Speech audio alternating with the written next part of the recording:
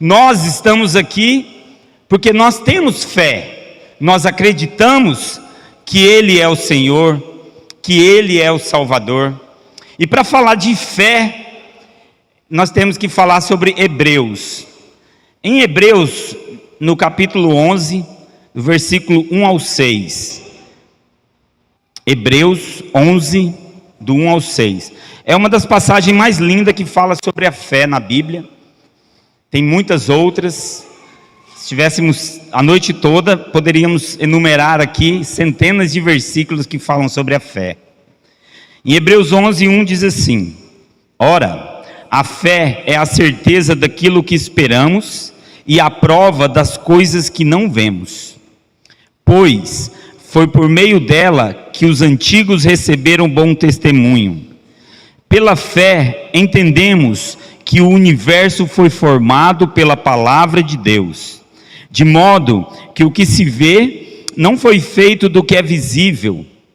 Pela fé, Abel ofereceu a Deus um sacrifício superior de Caim.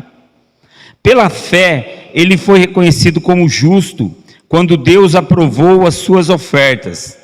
Embora esteja morto por meio da fé, ainda fala. Obrigado, meu irmão.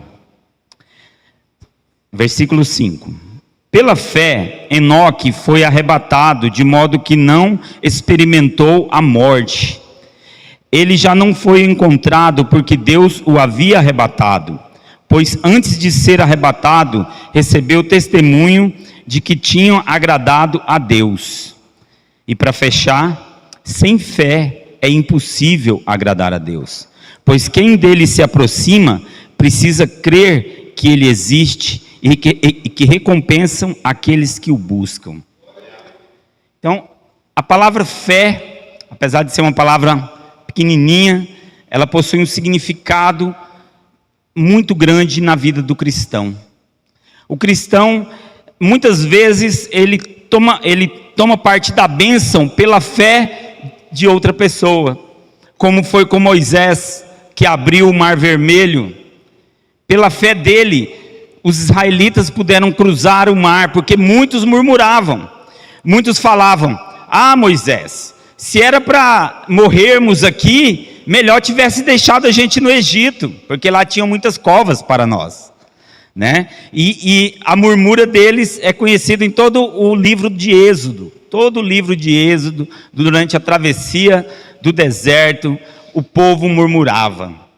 E o povo muitas vezes abandonava a fé em Deus para colocar a sua fé em bodes de ouro, objetos terrenos, sem significado espiritual.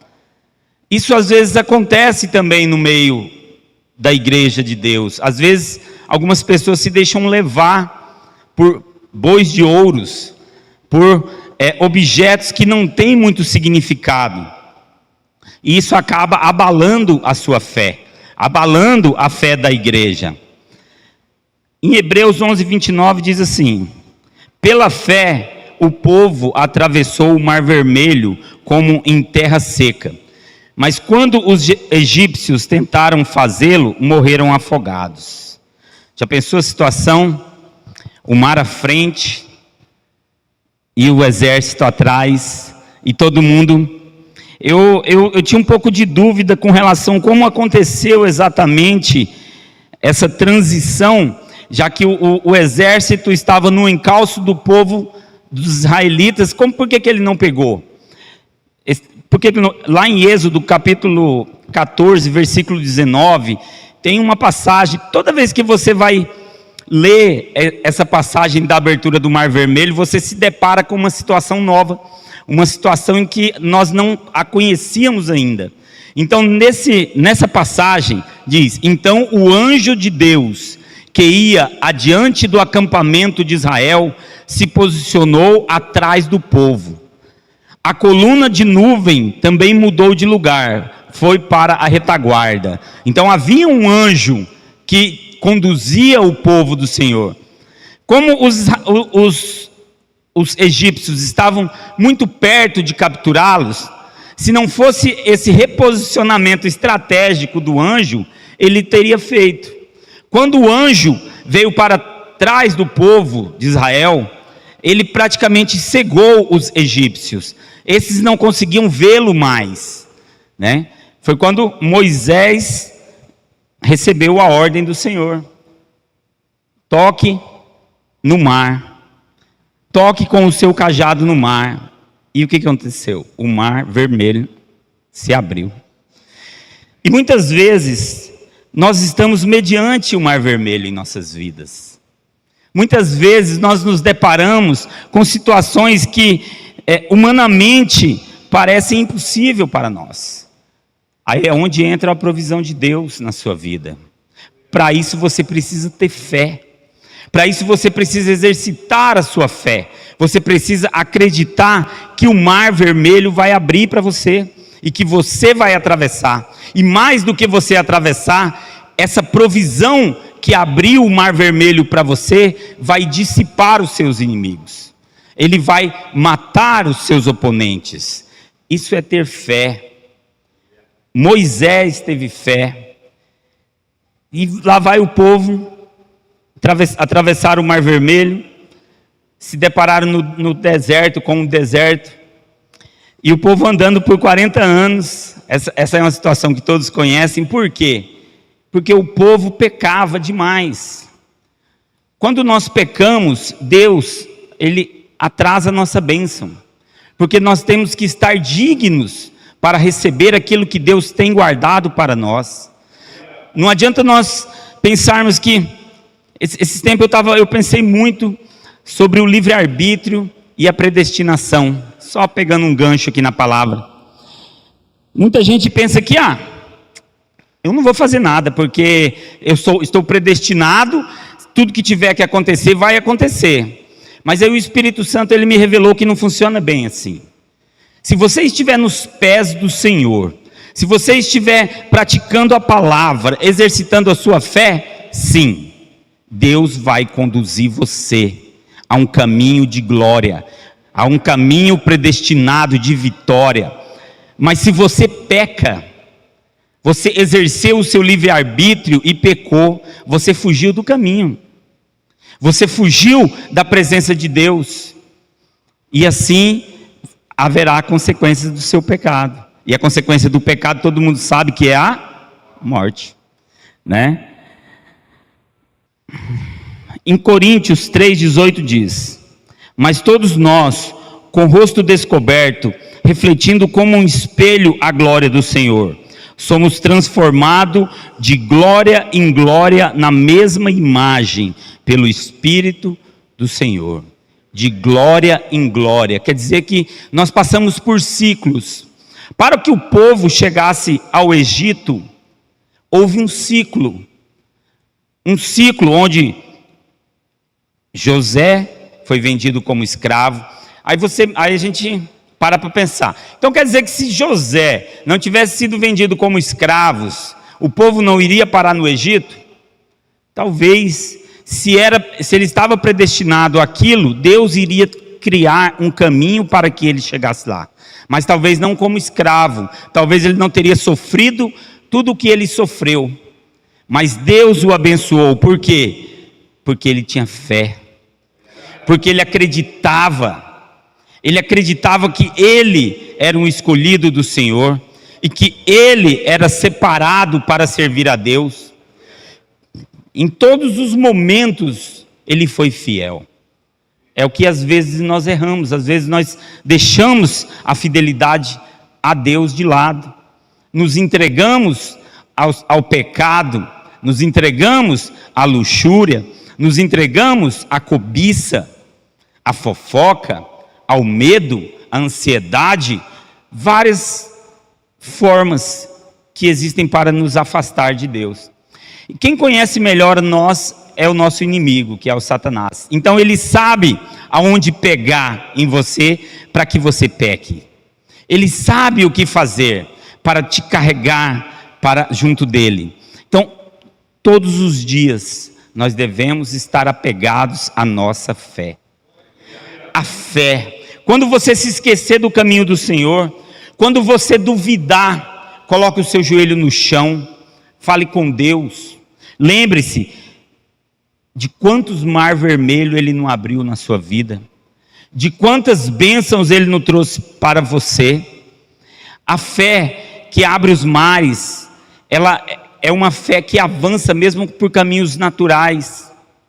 Ela é uma fé que leva você perante a sociedade. Você tem que proferir a sua fé no seu trabalho e não se esconder ou se envergonhar. Às vezes, quando a gente encontra um irmão em algum lugar próximo de pessoas do mundo, muitas vezes a gente tem vergonha de dar a paz do Senhor. Tá certo? Você acha que isso aí não é uma forma já que o inimigo pode usar? Eu não estou falando que tem que ser carochinha, e isso é o quê? Medo do deboche. O pessoal vai debochar de mim. Então, muitas vezes você deixa de proferir a sua fé, e aquela pessoa que debocha de você, é porque ela queria estar no seu lugar. Ela tem inveja da paz que você tem e ela não tem. Ela queria ter essa fé, ter essa convicção. A fé, existem muitos bordões para a fé. Um deles a fé é pisar onde não existe chão. Você simplesmente crê e o chão vai aparecer. A fé é você acreditar em algo impossível. E esse algo impossível, como um mar sendo aberto diante de você, vai acontecer. Na Bíblia diz que se tivermos a fé do tamanho de um grão de mostarda, que é mínimo, uma semente, nós moveríamos uma montanha de lugar. Por que nós não fazemos isso? Porque nós somos homens e mulheres de pequena fé. Se nós exercitarmos mais a nossa fé, nós poderemos viver um sobrenatural de Deus aqui na terra. Nós que estamos congregando uma igreja evangélica, o nosso foco é Jesus. Nós devemos professar a nossa fé todos os dias, em todos os lugares onde nós estivermos. Nós somos diferentes, nós somos pessoas que onde nós entramos, existe uma luz em você. Essa é a luz do Espírito Santo que você carrega. Não deixe que essa luz seja ofuscada por uma dúvida. Não deixe que essa luz seja ofuscada pelas trevas que estão à nossa volta. Porque nós somos luz para a terra. Nós somos sal para a terra. A fé, diz em Romanos 10 também, que ela vem pelo ouvir a palavra de Deus. Por isso que vocês estão aqui, que nós estamos aqui toda terça, toda sexta. Estamos aqui todos os dias da semana, em semana de ceia, para exercitarmos, para aumentarmos a nossa fé, para que possamos buscar aqui forças para continuar o caminho. Mas voltando à história de José, ele foi parar no Egito, e ali todos conhecem essa história, trouxe toda a sua família, e ali eles ficaram por 430 anos. 430 anos, o povo se sujeitou, depois que José morreu, esqueceram do povo de Israel, ele se sujeitou a ser escravo. Nós muitas vezes nos sujeitamos a ser escravos também. Nós muitas vezes, por não impormos a nossa fé, não impormos a vontade de Deus que está sobre nós, a unção que está sobre nós, nós também vivemos vidas de escravos. Mas não, nós nascemos para brilhar, nós nascemos para ser líderes, nós nascemos para dar o melhor para esse mundo, e nós só vamos conseguir isso através da palavra de Deus. Há momentos em que só orar não basta, você tem que agir, você tem que colocar a sua fé em ação, e aí você age, você manifesta a fé através da obediência. Muitos querem ver milagre, muitos querem que o milagre seja instantâneo, querem que ele aconteça de uma hora para outra. Muitos dizem, Senhor, porque o Senhor não me usa como o Senhor usa fulano? Mas fulano pagou um preço de oração, um preço de jejum, um preço de exercício da sua fé. E aí o interessante é que após toda essa travessia do deserto, quando Deus abriu o Mar Vermelho, trocou praticamente todos os que estavam ali, e o povo estava chegando na terra prometida. Houve mais um milagre, para que aquela nova geração soubesse do poder de Deus.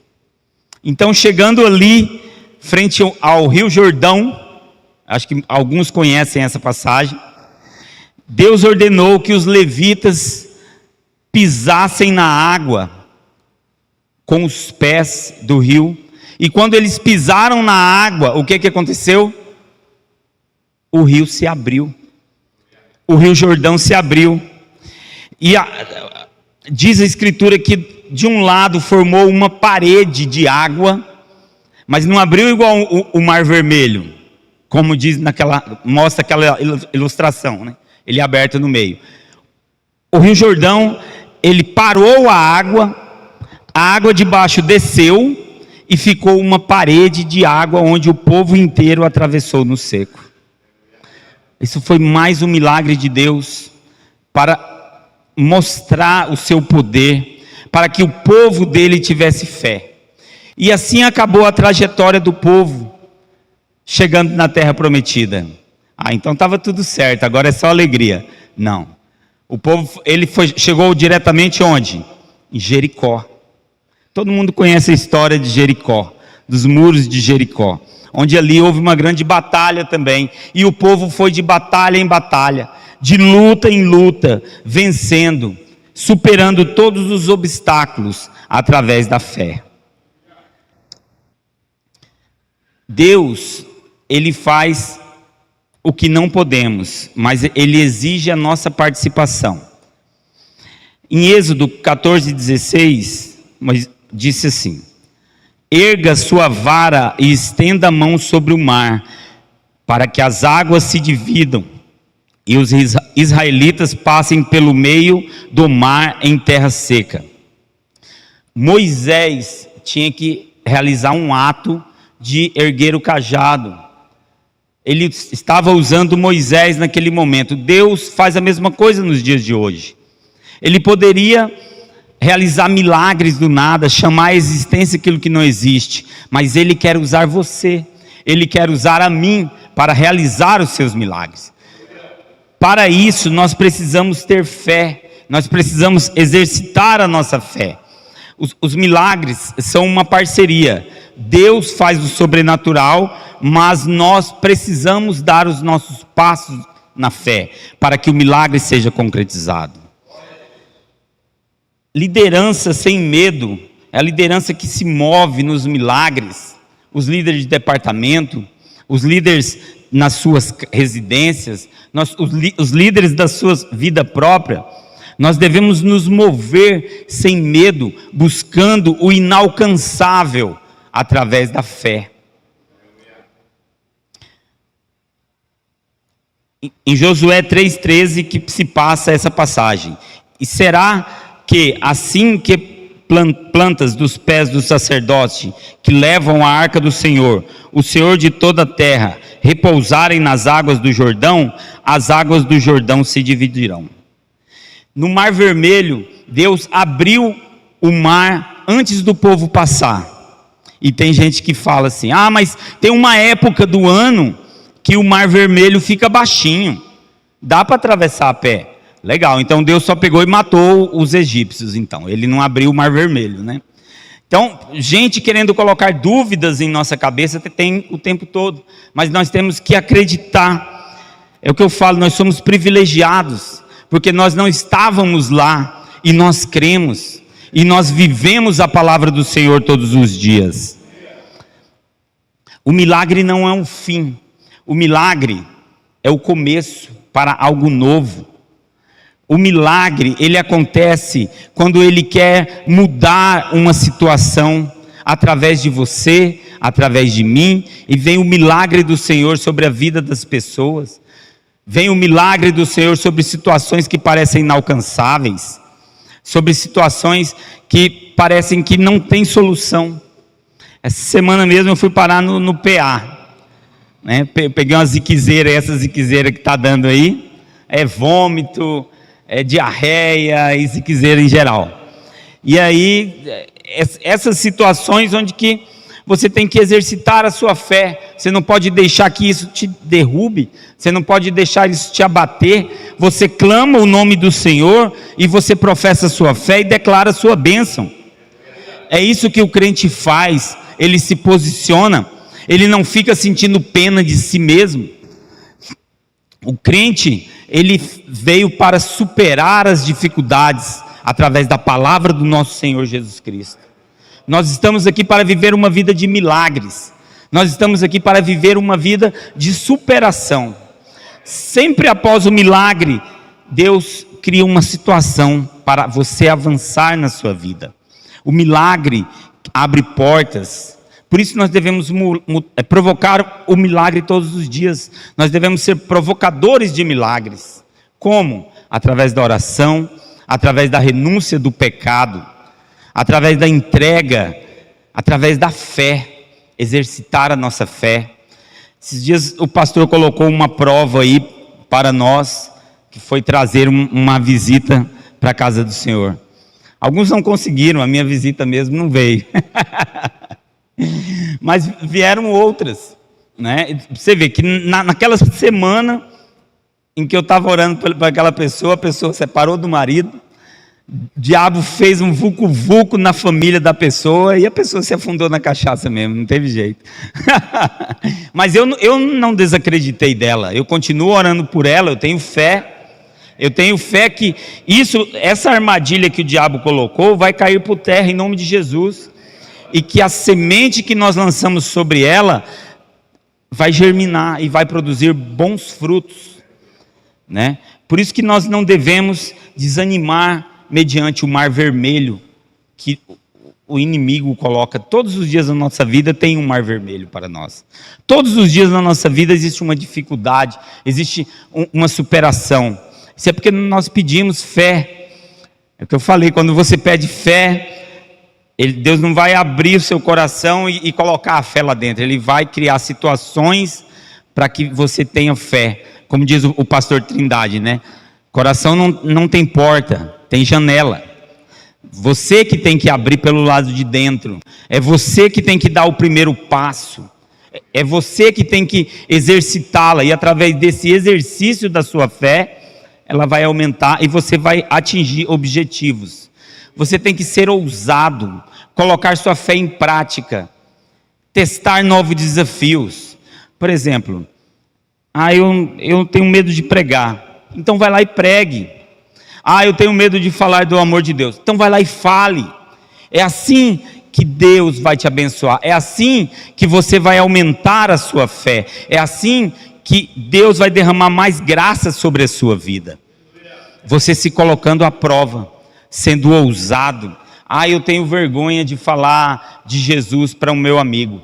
Então perca essa vergonha, vá lá e fale, seja ousado, né? Nós precisamos deixar as coisas ruins para trás, como aquilo que o povo passou lá no Egito, ficou para trás.